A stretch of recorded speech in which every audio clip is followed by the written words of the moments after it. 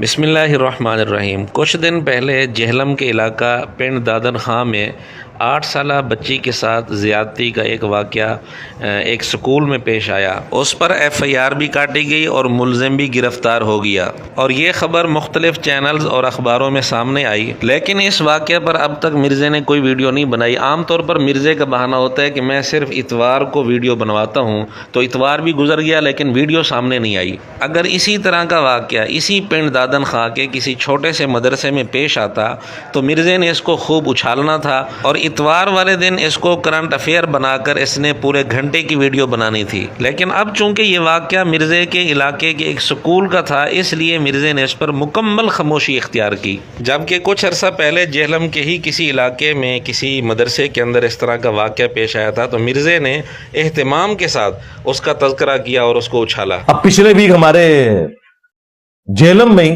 دینا شہر جو ہے، تھانہ دینا کے اندر FIR وہ کٹی ہے، قاری ایک عمران تھا، وہ بھی دیوبندی ہے۔ مرزا جی، پنڈ دادن خان کے واقعہ پر بھی FIR تو کٹ چکی ہے، یہاں آپ کیوں خاموش ہو گئے؟ اور لوگ کہہ رہے ہیں نہیں جی، وہ جس باپ نے الزام لگایا جی اس کی کوئی ذاتی چپکلش ہے قاری صاحب کے ساتھ۔ میں اس بات کو صحیح مان لیتا ہوں کہ ہوگی، لیکن اس میں کوئی شخص اس لیول پہ نہیں اترتا کہ وہ اپنی اولاد کے حوالے سے کوئی الزام لگوائے۔ اپنی اولاد کے لیے تو کوئی نہیں چاہتا کہ وہ بدنام کروائے اسے۔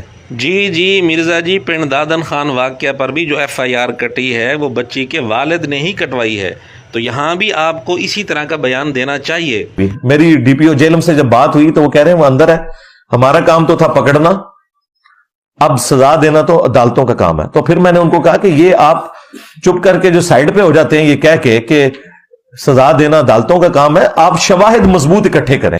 اگر آپ مضبوط کیس عدالت کے سامنے پیش کریں گے پھر یہ عدالت سزا دے سکتی ہے، ظاہر بغیر ثبوت کے تو نہیں سزا دی جا سکتی۔ مرزے سے ہمارا بس ایک ہی سوال ہے کہ پنڈ دادن خان بھی جہلم کا علاقہ ہے، کیا اس بچی کے لیے مرزے نے DPO سے رابطہ کیا اور DPO کو یہ ساری نصیحت کی جو اس موقع پر کی تھی؟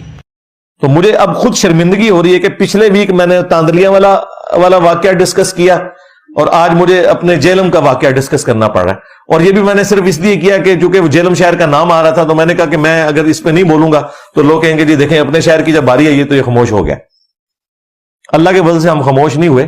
مرزا اپنا تقوی دکھا رہا ہے کہ میرے شہر کے اندر جب کوئی واقعہ پیش آئے گا میں خاموش نہیں رہوں گا۔ تو مرزا جی، پنڈ دادن خان بھی آپ کے شہر کا علاقہ ہے، لیکن کیا وجہ ہے کہ اس موقع پر آپ نے کوئی لب کشائی نہیں کی، مکمل خاموشی اختیار کی؟ ہم تو کہتے ہیں اس طرح کا واقعہ چاہے کسی سکول میں پیش آئے، چاہے کسی مدرسے میں پیش آئے، چاہے کسی بھی ادارے میں کسی بھی جگہ پیش آئے، تو ایسے درندے کو برسر عام سزا دینی چاہیے۔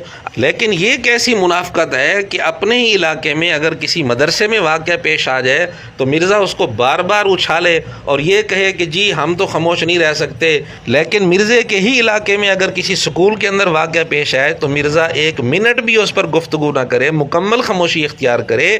اس کو سوائے منافقت کے کیا کہہ سکتے ہیں؟